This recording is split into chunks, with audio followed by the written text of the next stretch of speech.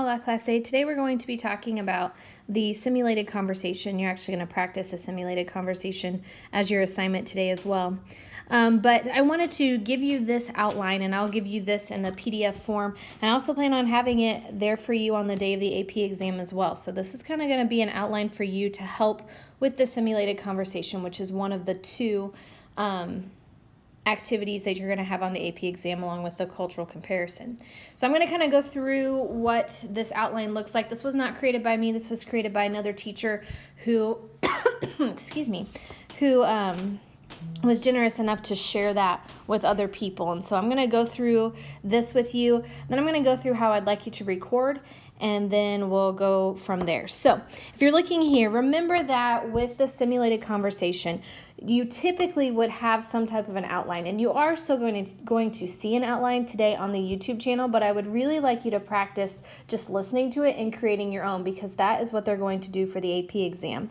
They're going to let you listen to the conversation once and allow you to take notes, and then you get to go back and fill in the conversation. So this outline was created with the goal to help you in creating your own outline of a conversation. So I'm going to go through each part, and then, like I said, I'm going to show you how I'd like you to record this, since it's a little bit different, and then we'll go from there. So the first part here where it says tema curricular, right here, okay, you have 4 things you can choose from. Remember, they're only doing 4 out of the 6 units on the AP exam, and those are familias y comunidades, la belleza y la estética, la influencia del idioma y cultura, y la ciencia y la tecnología. So as you are, it's going to tell you, check which one it is, so that way you know, and you can kind of focus in on that theme. Then the context, whatever they tell you, might be a little bit more detailed. So one of the contexts might be traditions and values, something like that. And there you can fill in that in this box right here.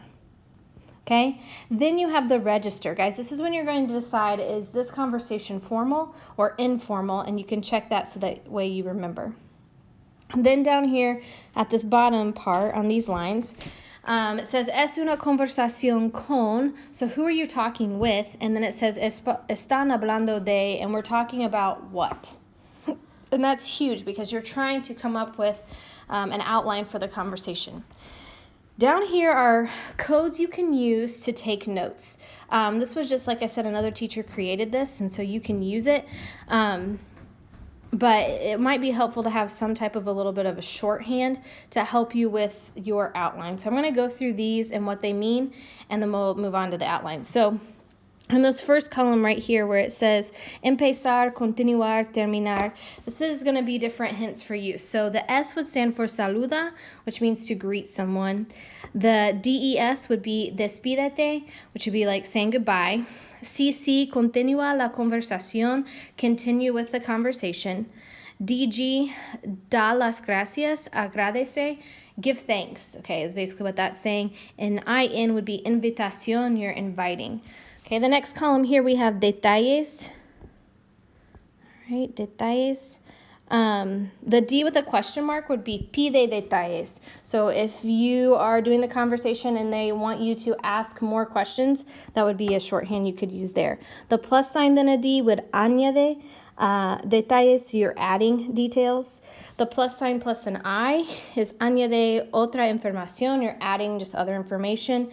And the O3 would be ofrece otra opción, so offer another option. The next column here we have is respuestas. So if you're giving an answer, so the C with a question mark would be contesta la pregunta. So that hint would be like, okay, they asked a question first. Now my goal as the next person in the conversation would be to answer the question. The R plus a plus sign is responde afirmativamente. You're responding positively. The R with a negative sign would be responde negativamente. The R just by itself is responde, you're just responding.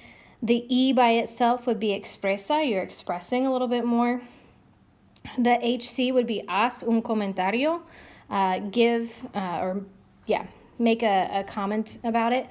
The EPQ, explica por qué, explain why. okay, is what that stands for. The A would be aceptar, you're accepting. And then the RE would be rechazar, which means you're rejecting. Down here we have the next column, which is preguntas. The 2 question marks would be haz una pregunta, make your own question. And PD would be haz preguntas detalladas. So you're going to create questions that are detailed. The final column is opiniones y sugerencias, opinions and suggestions. The OP would be ofrece tu opinión, so you're offering your own opinion. OI stands for ofrece ideas, you're offering ideas. The SUG is haz una sugerencia, you're going to make a suggestion.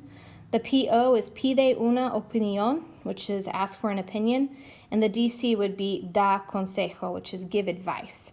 Again, you don't have to use this shorthand. You could kind of create your own shorthand, but it's going to be super important as you're listening to that conversation that you're able to take notes, because you don't get an unlimited amount of time to listen to the conversation. So let's go to the next page. So this is just the outline.